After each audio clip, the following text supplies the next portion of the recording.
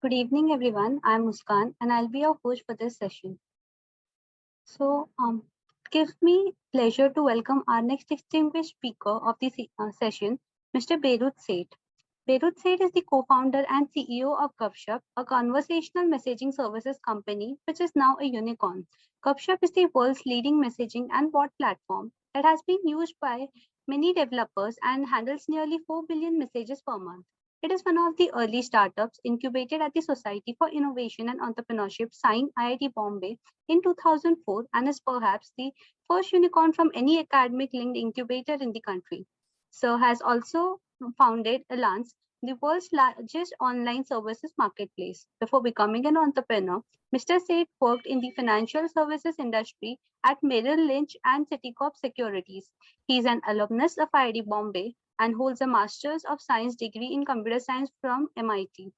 Besides, Sir is a frequent speaker at industry events across India and also holds 2 patents. He is a true inspiration for all the budding entrepreneurs all over the world.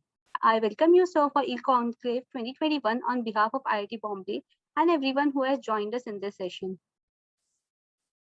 Thank you. Thanks for having me. So today, as the moderator for the discussion, we have with us Mr. Saket Modi. Mr. Saket Modi is an entrepreneur, co-founder, and CEO of Safe Security, a cybersecurity and digital risk quantification company. Safe Security, earlier known as Lucidist, was incubated at IIT Bombay. So, Mr. Saket, I would like to pass on the command for the session to you. Thank you. Thank you, Muskan. And Beerud, sir, it's just such an honor to be talking to you. Firstly, I hope my voice is audible. Can you hear me all right? I can hear you fine. And please don't call me sir. Yeah, just use my first name. Thanks. Beerud, okay. Just, when you talk about seniority, and of course, you've been there, done that, it just comes out naturally. But I'm going to go with what you said, and we're just going to keep you to Beerud. But Beerud, thank you so much. And I think we're meeting again after, I would say, 2 months. And last time we met were in a place where we were all learning from the CEO of ServiceNow, Bill McDermott, and we clicked a picture and we sent that to Pointy ma'am. But it is so phenomenal to be in the Bay Area and at the same time get to learn from people like yourself and Bill and other people out there. So really excited to talk to you. I have a few pinpointed questions. Before I get into that, I just want to throw it open for you. If you want to give any opening comments about how do you want to set the tone of the conversations, and as we move forward, I have a few questions that I have thought about, and then we'll of course open it up for questions from the audience also. But Beerud, over to you just for your opening comments of as young people who are dialing in to listen to you as an inspiration, who are aspiring entrepreneurs, what would be the key message that you want to open with? Oh, well, I'm really excited and honored to be here at this event, partly because, I went to IITB, and obviously this event is being hosted by an entrepreneurship club at IIT Bombay, right? And in my time while I was there, right? So I was class of 91 at IDB, and there was nothing like this, right? I mean, there was no entrepreneurship club, there was no vision or idea about these things. So it's very exciting to see all these developments. I think it is a fantastic time to be young and graduating from school, because there's just so many things happening in India. Again, in my time, there was the economic opportunity just didn't exist locally. You had to come to the US to be able to do this. In fact, many of you may not even remember, but I think there was the foreign exchange crisis in 1991, and the government set in motion a whole bunch of new reforms and so on, right, which took many years then to play out and so on. So I think it's a great time to be alive. It's a great time to be thinking, entrepreneurial thoughts and ideas, to be trying it. I think the opportunity is immense, and I think anything I can do, if I can do my little bit in sort of sharing these ideas back with all of you guys. I mean, I'm just very excited to be able to do that. But I think the sky is the limit. The opportunities are immense, and you don't need to go anywhere. India is indeed the hottest market, right, for startups and entrepreneurship. There's just so much growth, and that's going to happen over the next decade or two. So yeah, I think just, I mean, those are some initial thoughts, and happy to elaborate more on why I think that, and you know, what people should do. But I think, yeah, just really happy to be here. No, Beerud, you've been there, done that. So you saying that means a lot.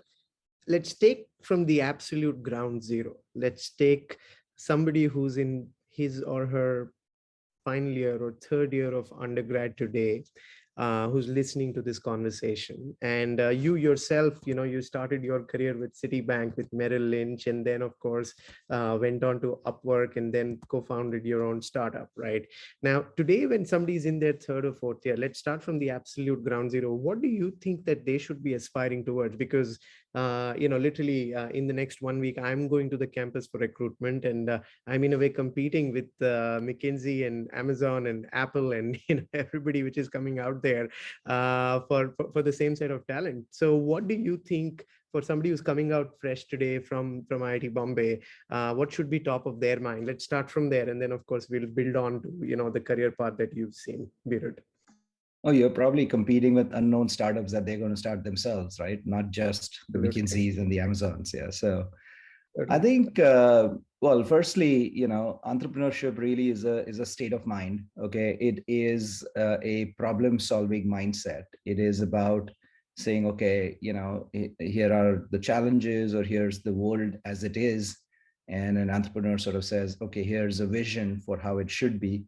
In a way that could be better, could be cheaper, could be faster, sort of any solution, and probably technology related, but doesn't have to be. But any solution you can come up with to a problem like this, right? And I think in my time, for example, I had no idea while I was at IIT what I wanted to do. I didn't even fully have a clear view of what entrepreneurship was, and so on. But at least the way I think about it, I loved problem solving, and at that time that meant puzzles, and I had done very well in Math Olympiad, and of course JEE and all the courses and so on, and it just really enjoyed sort of solving problems of all kinds, and really I mean, that's one part of it. The other part of it is just all the social interactions in IIT, right? I mean, just look around you, your batch mates, your hostel mates, your department mates, they're all going to become your co-founders and partners as you start things. When I founded Upwork, my IIT classmate Sanjay was my co-founder, and when I started Gupshup, another classmate Vishy was also my co-founder. So these relationships that I formed at IIT, they carry you through life. I mean, they're still my closest friends and colleagues and things like that, right? So I think both of those, right? It's a very fertile environment for ideating, creating new things, and so on, and also just the foundation for all the relationships that will drive your entrepreneurial idea. So if you have some ideas, great, but even if you don't, that's fine too, right? Because sometimes to come up with problems, you have to be in the real world to see what the problems are, right? And often, I mean, IITB is a bit of a bubble, right? You sort of you're focused on a different set of things, right? How to get my grade in a certain course and things like that. But don't underestimate, just the social interactions. At our time, there was the PAF, the Performing Arts Festival, or the intersports things, and so on, because those are the relationships that creates founding teams and so on. So I think, yeah, just enjoy the experience to the fullest, whether it's the social part or the academic problem solving part. But both of those really are going to be essential prerequisites for whatever you do later. Yeah. So Beerud, let me even take it one step further. And, I'm an undergrad graduating this year from IIT Bombay. I have McKinsey, I have Google, and I have a startup idea. And at the same time, there's a startup chasing me to go ahead and recruit me. These are the 4 options I have. What should be, in your view, of course, there'll be subjectivity around individual people, context, but at a law of averages level, what do you think should be the most exciting thing that a person should be looking at from a career perspective? All right. So firstly, there's no simple answer. This is very subjective. I think there's a lot of reasons. So firstly, when it comes to entrepreneurial opportunities, if you have strong conviction, you really feel that this is an exciting opportunity. And look, the challenge sometimes is an entrepreneur always assumes if it's their idea and their baby, they tend to overestimate how powerful or how significant it is, right? And it's hard to be objective about something that you've come up with yourself. So get feedback, get advice, get ideas from others, find mentors, people who've done it before, who can give you some specific advice on that specific thing, right? So there are situations where, that idea is important enough and worth it, and you should go, try it. Or sometimes it might be done, it's been done before, it's been solved by others, and, it's just yet another thing. And it might make sense to, not pursue that at that point in time, right? Like I said, getting some real world experience with problems might be useful and help you there, right? So unfortunately, there's not a simple answer. But in general, what I will say is this, right? The risk of failure is so small. What's the worst that can happen? Let's say you start something, or you join a startup and it sort of fails. It is one of the hottest markets out there. And your IIT background or education is not going to go anywhere. It's still there with you. And in fact, you become even more sort of precious commodity in the recruiting market, because now you have startup experience, right? You've actually experimented, you've tried something new, and you're worth that much more, right? So there is no failure. I mean, if you succeed, it could be a unicorn, and if you fail, you're that much more valuable in the job market anyway, right? So I think this is an awesome time to be trying out new things, or to err in favor of either joining a startup or starting something yourself, right? But I want to be careful. I think not all ideas are bound to be unicorns. The infant mortality is very high for startups. Very few startups succeed. The odds are heavily against you. Right. So it's really, it just depends on a case by case basis. Not a simple answer, but the environment has become so much better. Maybe the last thing I'll say is, like I was alluding, it's a great time to be an entrepreneur in India right now, because, India has such a low base of technology, right? If you just think about it, if you look around you, and you compare it to, let's say, what happened in China over the last couple of decades, or what happened in US even before that, right? You've had a lot of new ideas and new technology and new things that came up and sort of digitized and automated it, right? And in a certain way, there's a grand digitization of India underway, right? That's happening right now. And the opportunities are immense. And you can't, India is a unique place, as in you can't literally just take an idea from US or China, copycat it and replicate it. In some cases it may work, in some cases you got to do it differently, right? I think, you can't just take Uber and create an Ola. You also need to solve for auto rickshaws and car ownership and so on. Or even e-commerce, right? You need to solve for cash on delivery, or other kinds of, the last mile into villages and so on. So there's enough differences for these solutions in India. And I think India is a very, very fertile ground. There's just so many opportunities. And if you have an idea and it delivers some value to a customer and so on, you can have, and plus you can have multiple successful companies. It's such a huge market, with even local different states having so many differences and so on. So I think it's probably the best environment there is. And maybe the last part is even the venture and investing and the mentoring ecosystem is now emerging, right? In my time, there were no role models, right? There's nobody who started companies in India, but now you're seeing exits, and you're seeing 75 unicorns just this year. I mean, you have so many role models, you have mentors, you have ideas, you have opportunities and playbook, right? So that can-do attitude is right there. So exciting time to be doing this. Yeah. So just, if I got it right, and you can correct me if I'm wrong, big company experience versus startup, whether it's your own startup or being a part of a startup, in general, and of course there can be exceptions, it's a great time to be in a startup or do your own startup. But what you're saying is, in both the cases, you want to be very close to the customer, where you want to know the exact problems, because generally startups go wrong. And this was a very interesting survey done by Harvard Business Review, where it says 86% of funded startups fail.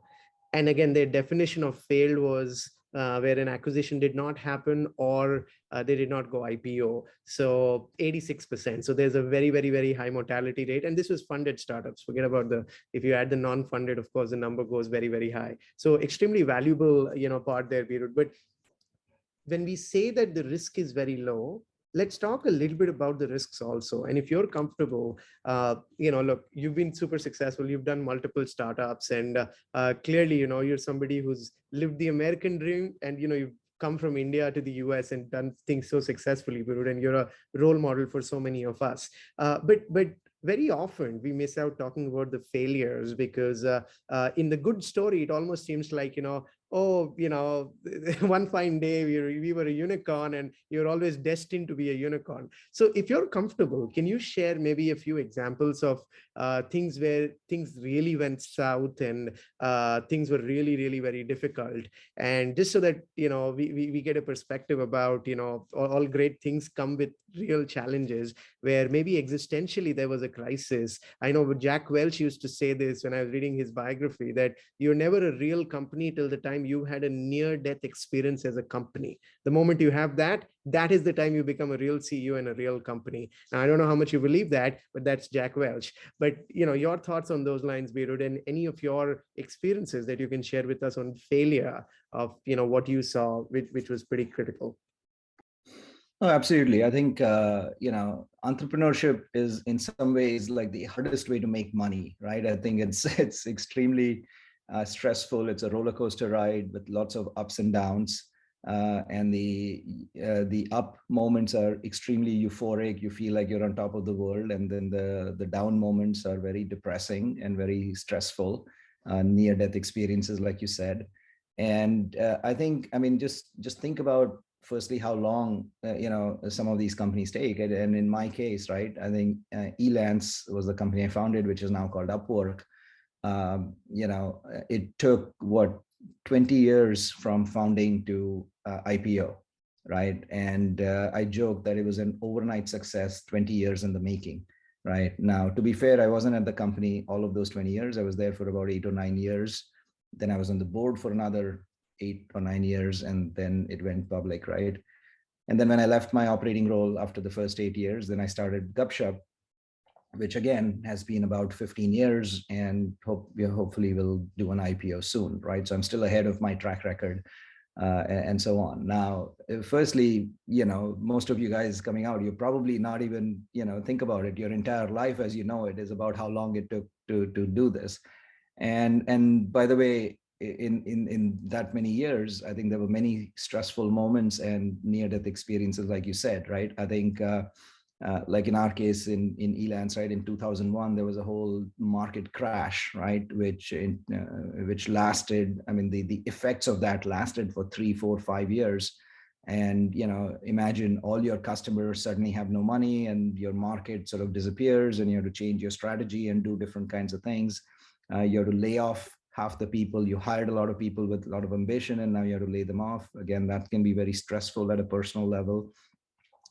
You have no visibility, no hope, and it's okay, right? If it's stressful, think about it. Your exams, your NSEMs or whatever, you might have a stress for a month.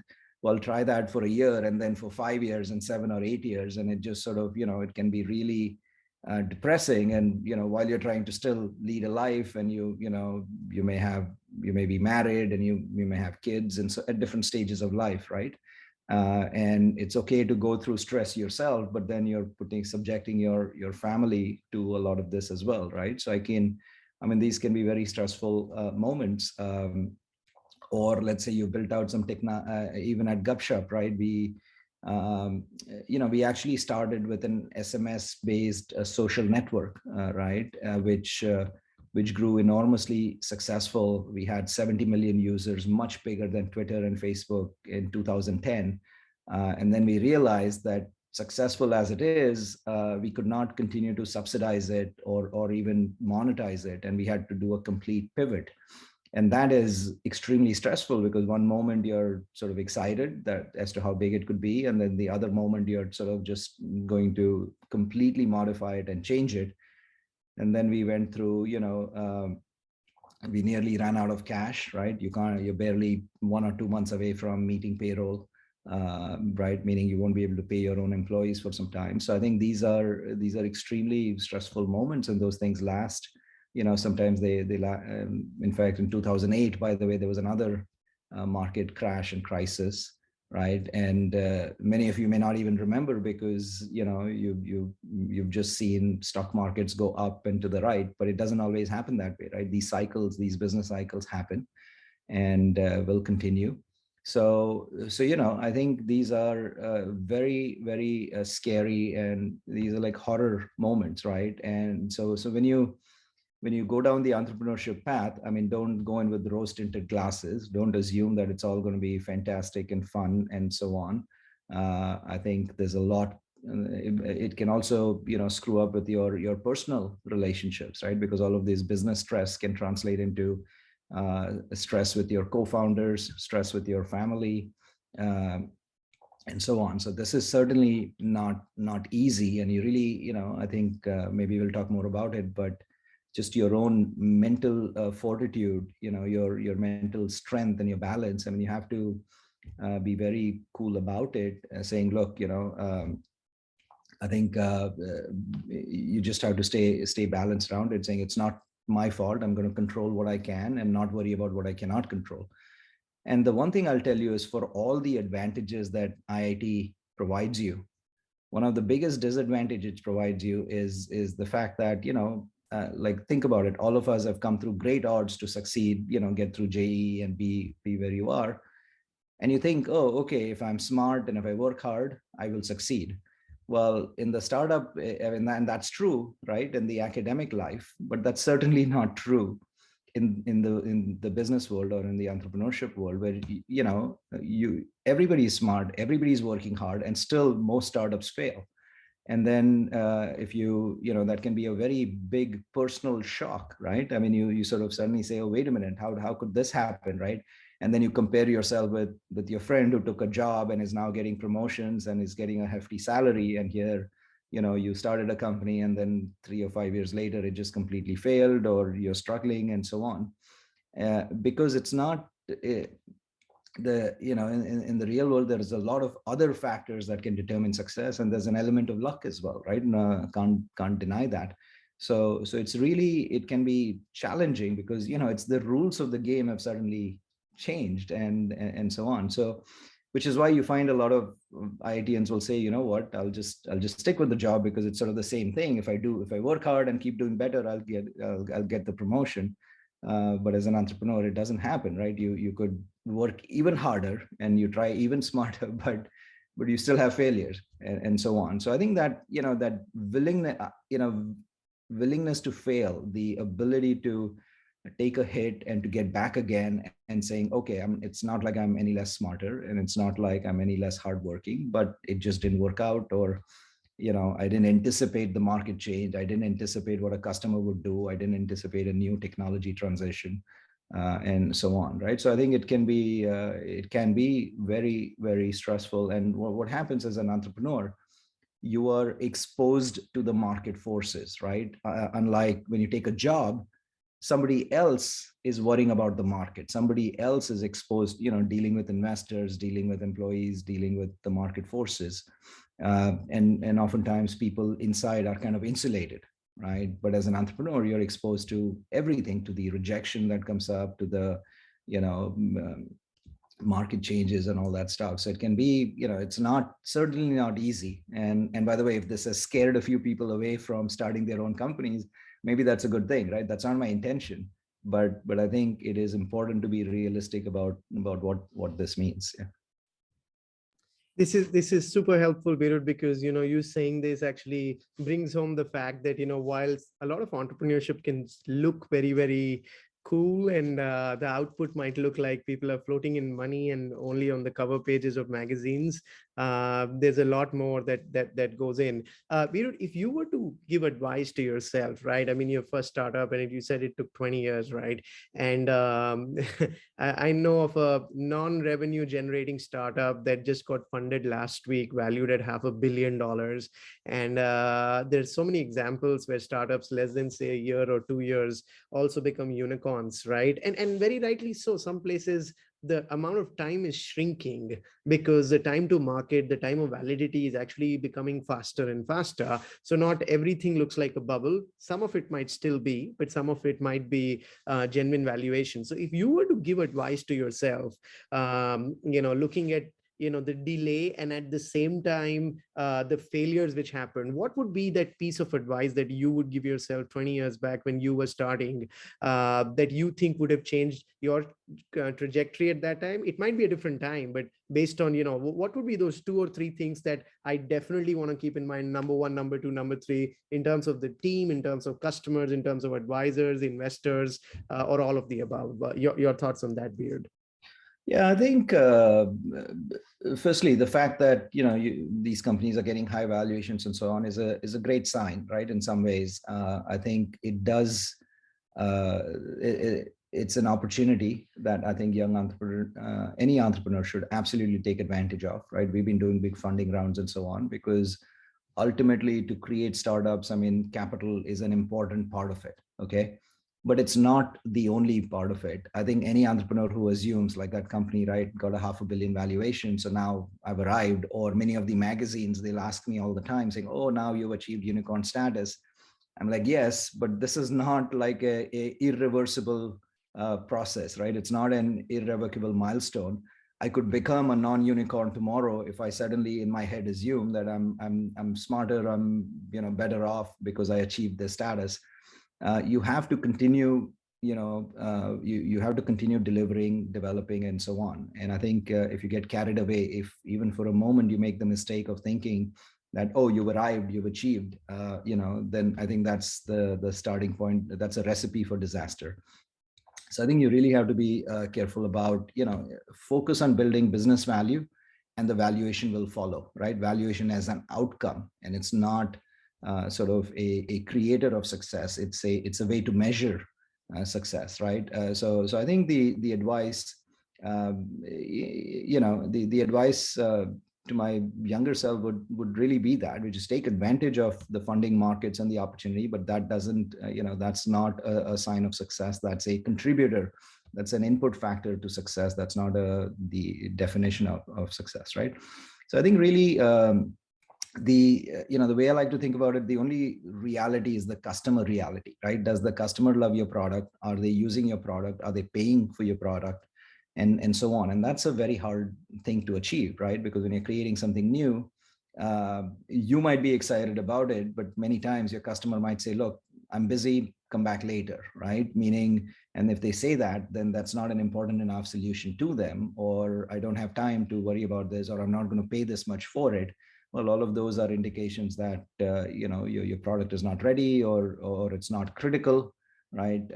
Another sort of Silicon Valley standard way of thinking about it is you want to build a painkiller, not a vitamin, right? Meaning when you have a headache, you'll pay any amount to go buy the painkiller to solve that problem. But if somebody comes and tells you, hey, here's a vitamin you keep having every day, and in like 5 years you'll be stronger, you'll be like, okay, I'll worry about it later, right? Let me just focus on what I'm doing. So it has to be an important problem and so on. And I think, focusing on that and building it up takes a lot of time and effort. I think surround yourself with good advisors, good mentors, people who have seen it. I think, maybe an analogy, like at least, in computer science, right? There's this thing called search, right? Gradient search, which is you're trying to find the global maxima on some graph or something, right? And as you know how that works, right? I mean, you try something on the right, something on the left, and see which path kind of goes higher up, and then or lower down, as the case may be, and then you optimize towards that.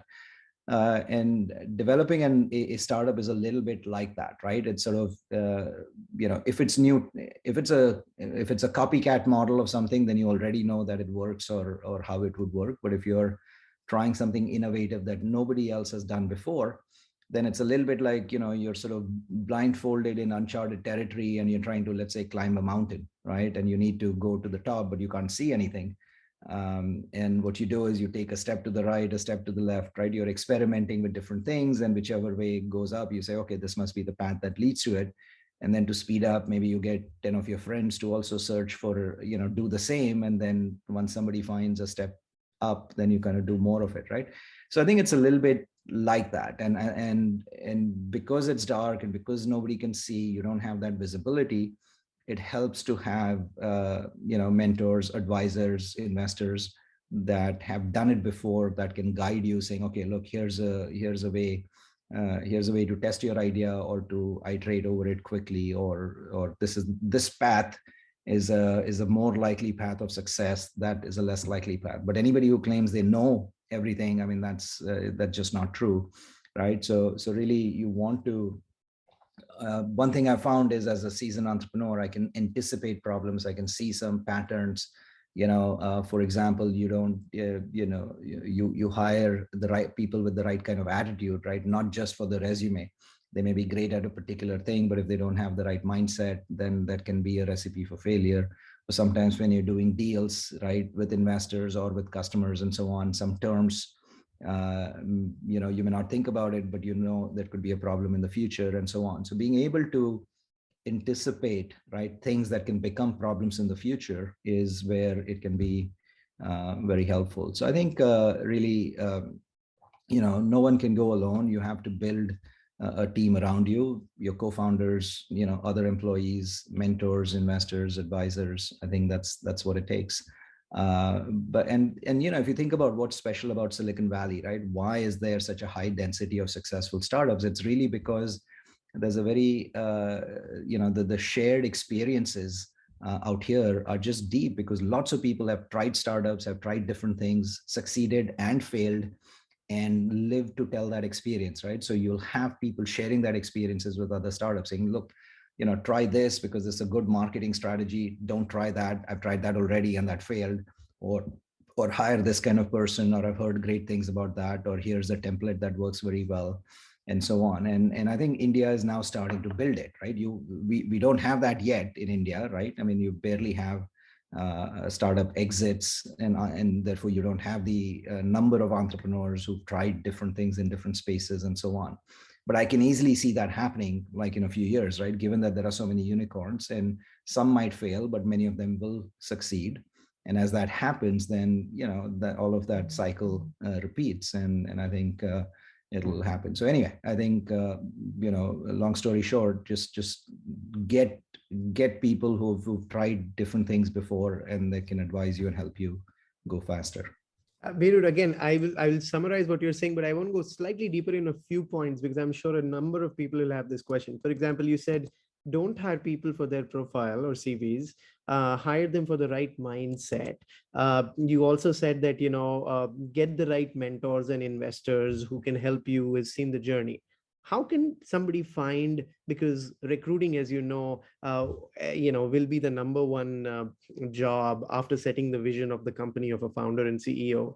What are the questions that you look for when you double click on a person, which is beyond the profile of a person, that help you determine whether they have the right mindset or not for joining the startup? There's an analogy that, again, if you Google it, right, about the kind of people that you need at different stages of life, and it's a military analogy, right? So in the early stages, you need sort of the commando type people, right? And the commandos are, they don't need a lot of support. Everything they need is on their backpack, and you sort of parachute them deep into enemy territory, and they would create maximum damage with the least amount of support and resources, and they'll establish a beachhead, right? And once the commandos have done that, then you bring in the military, right, which needs a lot of supply chain and support, and they operate in a structured manner, large groups of people, with a lot of infantry and so on. and which can expand from that initial territory into a larger area. And finally, you bring in the policemen, the police people who would maintain law and order and just make sure that there are no problems and so on, right? So a startup life is a little bit like that, where in the early days, you need versatile people, right? Who are willing to roll up their sleeves, do whatever is required, right? Today, you're doing marketing, tomorrow you're doing, engineering, day after it's sort of some fundraising and customer support and whatever it is, right? Doing whatever it takes. There's no ego. It's like, yeah, okay, if you're doing this, I'm going to take care of this, and just do really whatever it takes to get that initial sort of customer validation and success, right? And once that happens, then you want to bring in specialized people, right? A specialized marketer, a specialized salesperson who who have experience and expertise in that particular area, and then sort of can help you scale up beyond that. And finally, maybe in the third stage, approximately, then you want to bring in managers and people who can make sure that everything runs and the systems continue to operate and it's not breaking, set up the processes and the guidelines and so on, right? They can mentor people and things like that. So I think so it really depends on the stage of the company, but coming back to earlier stages, if that's what you're asking about, right? I think really you can tell somebody who's versatile, who's flexible. Sometimes it just you can ask them kind of questions saying, okay, if you had to do this and that, right, would you have the flexibility? Would you be willing to do that? Or sometimes the candidate in response, the kind of questions they'll ask, if they ask you, okay, who am I going to report to? What is my job definition? What is my role? What will the other person do? What will I do? Well, those are all the wrong kind of questions, right? Because a commando type person is not going to worry about any of that, because today my boss is this, tomorrow it'll be that. Today my job definition is this, tomorrow it'll be something else. They're just like, look, I'm excited about this. I want to do whatever it takes. I'm super comfortable. Another thing is you want to hire missionaries, not mercenaries, right? I think some people, and I struggle with it, right? Because, okay, now we are a unicorn, we pay well, but anybody who's over optimizing on, let's say, the salary, it's kind of the wrong thing, right? It's like, look, firstly, at an early stage of your career, optimize for learning, not for compensation, or at least not for salary compensation. I would rather they negotiate for equity compensation, because that tells you that they're interested in the long-term growth of the company, as opposed to just cash here and now. And not only that, I think the right kind of employee with a long-term mindset will be passionate about what you're doing, right? They're not passionate about, even if they're comparing multiple jobs, it's not just, oh, who's paying me, like 1% or 5% more. It's about, okay, who's doing the kind of things that I'm interested in. And if they're really passionate in your product, in your space, or with your team, and they like working with you guys, I think that's an important sign, right? So really, they are focused on the right thing. They're optimizing for the right thing, right? So those are some indicators for hiring the right kind of people. Maybe the only other thing is, you don't want people who are jerks, right? And what I mean by that is, it takes an enormous amount of teamwork and collaboration, right? And anybody who sort of says, oh, I'm smarter than the other person, I'm better than the other person, I'm not going to share, I want to be the hero. All of those kind of personalities are going to struggle, right, in something that's an intense amount of teamwork, right, where and in a highly stressful situation, right? And it's okay to have conflict, but if there's a foundation of trust, right, like I was saying, my classmates were my co-founders, and I trusted them immensely, right? So even when it's stressful, it's like, hey, you didn't deliver that, why didn't that happen? It doesn't become an ego problem. It doesn't become, sort of a challenge and break up the company culture and so on, right? So it's really it's really important that you develop a very strong team with the right culture and so on. And that's why oftentimes, right, your batchmates, classmates, if you have a connection or a relationship, that makes it easier. Doesn't have to be exclusively that, because obviously as the team is growing, there's only so many batchmates you'll have, right? But you can expand beyond that, but just look for those attributes and they'll be helpful. But Beerud, the uncomfortable question there is, what happens when you go with a batchmate who is not performing again and again? and owns equity of the company because you thought the person would perform, because you so beautifully pointed out that all the three stages, you need brilliant people. There is no doubts on that, right? Whether it's the commando, whether it's the army, whether it's the police, you need brilliant people for sure. But you're talking about a different role at each place, and everybody's not meant for every role, right? So if you can give some examples, maybe from your startup or from what you've seen, because how difficult is separation? Because I remember coaching, again, this was one of the startups founded by, two young people, computer science. They graduated, I think, 2 years back from IIT Bombay. And they literally came and stayed with me for 5 days because they were going through a very bad fight between both of themselves. And one person just said, I can't take this anymore and I have to leave. And it was very, very stressful for both of them. The company, I would say, went back by at least a year versus if they were working together, what they could have achieved. They were both brilliant, but they just couldn't work with each other. So if you want to share a little bit about that, because that's the place where you, at least people want to know about the possibilities of when it goes wrong, what are the expectations they probably want to set from the very beginning. That would be very helpful, Beerud. Yeah, well, and to make it even worse, sometimes you may need to fire yourself because you are not Exactly. the one who's at that stage, right? Not just somebody else. You may be the problem. I think, I'll use a different analogy, right? When you start a company, it's like having a child. Now, the problem with that analogy is most of you may not have children, so you don't know what I'm talking about, except sort of in theory, right? But this is not a theoretical thing. It's really, you have to experience it to really understand what I'm saying. And the point is, when you create a startup or a company or a business, right, it will soon have an identity of its own, okay, which is different from you and your identity, right? When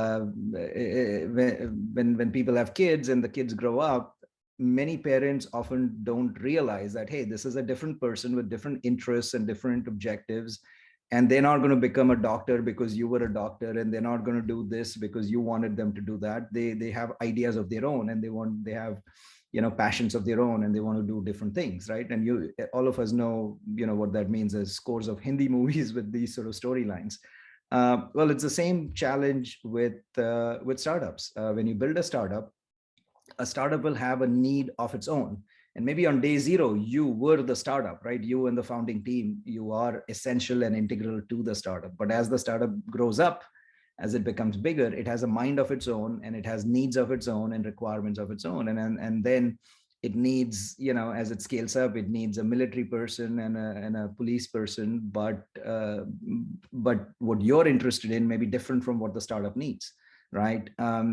For example, you like doing the initial stuff, the fundraising stuff, the hacking the product and this and that. But when a startup becomes bigger, you can't have hacking anymore, right? Because existing customers, right, they're depending on your products and it can't break. While in the early stages, it's okay because you didn't have any customers and you just quickly make up something. And if it works, great. If it doesn't work, no problem. Nobody noticed it. You can't do that with real customers. Or your strategy can change every day when you're a small team of 3 or 5 people.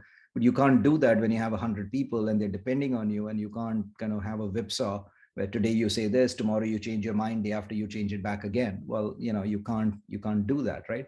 So scaling up, so like I said, the startup requirement, so one of the hardest thing founders have a difficulty with is separating themselves from their company, right? Or the other way, because you have to think of the two as separate.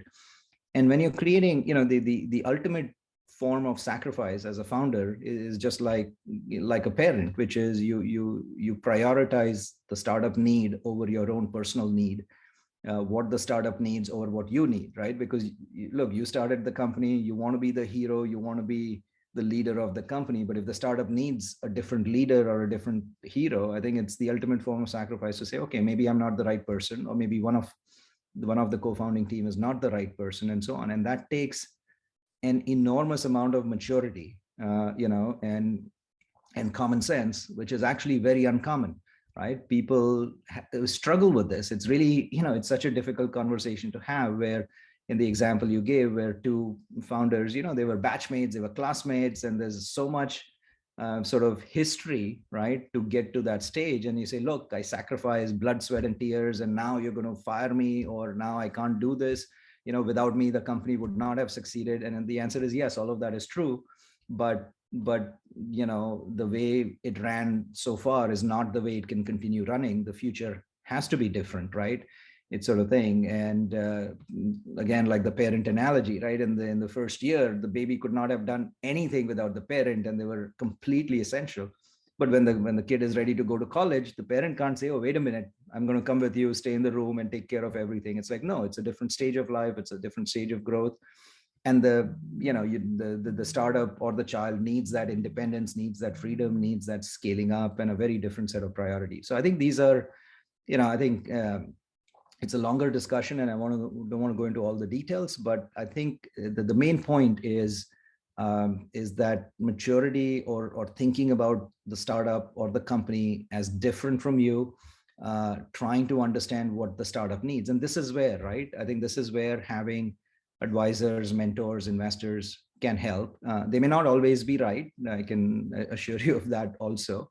But if somebody has seen this pattern multiple times and they've seen it across multiple companies, then there are certain sort of guidelines or rules of thumb and so on, right? Because a person who started the company may not even know what a large company salesperson looks like, what a large company leader looks like, because they've not done it, and you can't know. And yeah, you can read about it, but that's all in theory. In practice, you may not understand it, right? So I think this is where surrounding yourself with advisors, and sometimes there may be tough advice, right? And you have to kind of deal with that as well.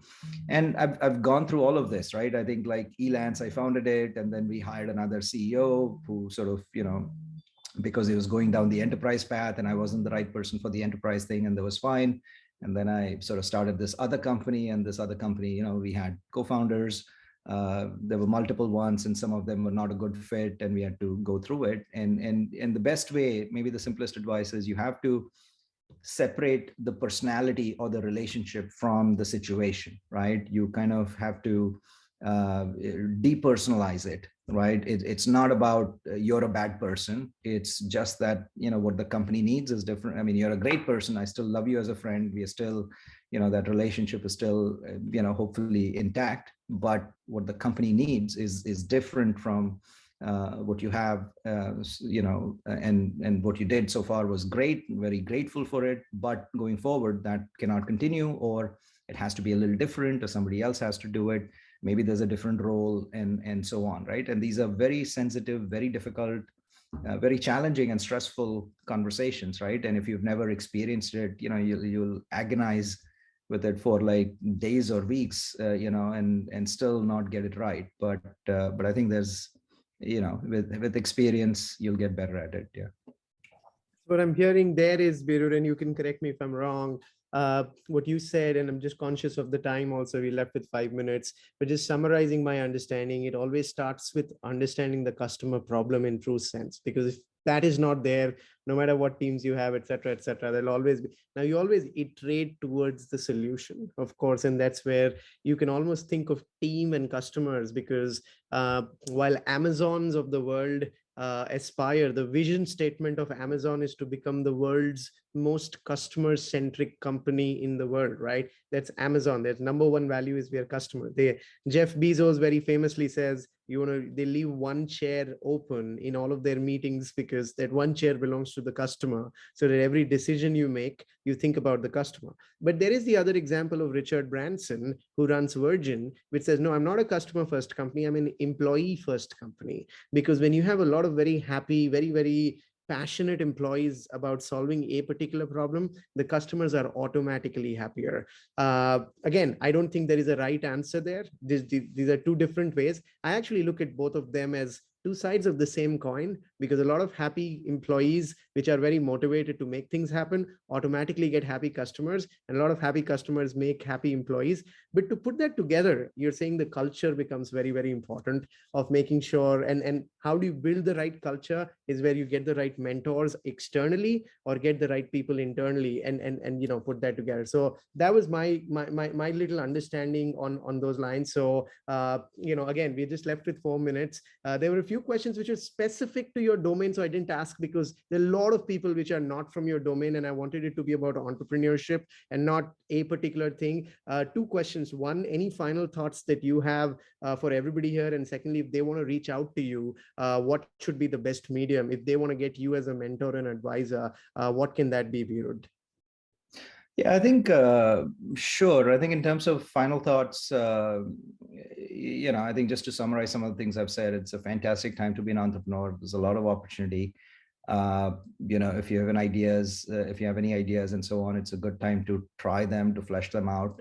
By the way, the cost of creating startups has declined dramatically with cloud computing, with the ability to, even with Upwork, where you can get designers and freelancers to do a little bit for you and doesn't cost a lot. So I think it's sort of, it allows you to do more experimentation and so on. And then plus IIT itself is such a, thriving community of people experimenting different things. So you can see what's working, what's not working, and so on, right? So I think there's a ton of opportunity, but, don't go in with the rosy, rose-tinted glasses. I think be aware that it'll be challenging. Do it for the right reason. Don't do it to just, show off the other person or just on an ego trip. It does take an enormous amount of ego and confidence to say I can create something. So that's good. But you also have to be sort of, detached from it, saying, look, the customer reality, like we discussed, is the only reality. If you get funding, I mean, absolutely, that makes it easier. It reduces some of the other risks, but don't assume that your valuation is it, right? Because you still have to build a successful business model. You still have to get the exit, which is still a long time away from just the funding round and so on. I think, a lot of it varies case by case. So you kind of have to look at it in your own domain. I think even the example of Amazon and Virgin that you gave, right? Virgin almost always has sort of copycat models, but they execute brilliantly, right? They'll create another airline, they'll create another record company a long time ago, or where these are established business models, so there's no risk there. It's really just, if you have happy employees, that'll be a better model. Amazon, on the other hand, they've always innovated new business models, right? At its time, e-commerce was completely unknown, or cloud services at its time was completely unknown what it meant. And there, you really need to, the customer thing is much more important, because you have no idea what to build. The customer will guide you and tell you in terms of what to build, right? So it really, like I said, it depends on the context. Also, some of the advice I gave, right? I mean, you can't take it literally. It may or may not apply depending on the situation. I think, in some sense, I'm happy for Gupshup to be sort of a role model. If a lot of IITians think, look, okay, if he could do it and he was just another IIT guy, then, no, and same for, let's say, Nandan Nilekani, or so, they were my role models. But it's great because you can feel like, oh, if they could do it and they're just like me, then I can do it as well. So that's great. I'm very reachable on LinkedIn, probably the best, Twitter as well, and so on. Or even email, right? Just Beerud@gmail works. But it's, I just want to warn you, right? I get a lot of incoming emails and so on, and can't always respond to every one of them. But still, no, the intent is there. I want to be helpful as much as possible. But learn from this. There's so many professors, so many entrepreneurs. I think there's many other IITians, and not even non-IITians. I mean, I think there's no monopoly on good ideas among IIT, right? So there's a lot of things out there. You have to just have this learning mindset. Maybe the final phrase I'll leave it on is you to be sort of humble and hungry, right? Hungry to achieve, to accomplish a lot, but humble, enough to be willing to learn, to try out things, to not sort of focus on your JE rank, because it doesn't matter in terms of what you need to do and so on. But go do it, or team up with somebody else who's doing it and so on. I think I think in this next phase of India's growth, I think IIT could be a very significant contributor through entrepreneurship, right? What Stanford has done for the US economy, I think IIT could certainly do that for the Indian economy, and may 1,000 startups bloom. I think that's my heartfelt wish, and I'm happy to enable it, support it, and help it in any way I can. Certainly on those lines, NASSCOM has this dream of 10,000 startups coming out of India. I think, Beerud, that's what you're talking about. And I think, as you said, unicorns, and these days unicorns have become, and I heard these new terms called popcorns and babycorns, and now they've called decacorns, right? Because there's so many unicorns. A decacorn means if you're $10 billion, you're there. So, but I learned a lot from this session. So thank you so much, Beerud. Again, I run a 200-member team, and there is just so much insights when somebody talks to somebody like you, who's been there, done that in every way. On the culture side of things, one of the things that I just wanted to wrap up with and give away to everybody that we've learned, and remember, I keep making so many mistakes as an entrepreneur myself. I'm just attaching a link on the chat. It's our own culture deck. I run a cybersecurity and data science startup based in the Bay Area, Palo Alto, and of course, running globally. So look at it if people want some playbooks, because that's built based on a lot of learnings and mistakes that we've made. Feel free to go to that. It's a public document of 102 slides. So there are 102 slides of our culture deck of how do we do things, because it becomes the core of what we are doing. But super insightful talking to you. Thank you so much, Beerud, for your time, and super insightful. So thank you so much. Muskan, I see you have joined in also. I will hand it over to you for the next session. Thank you, Beerud sir, for joining us today, taking out your time. Thanks for having and me. sharing Really your appreciate it. experiences. And thank you, Saket sir, for making this experience more interesting by bringing in a set of wonderful questions to us today. Thank you. Thank you. Thanks.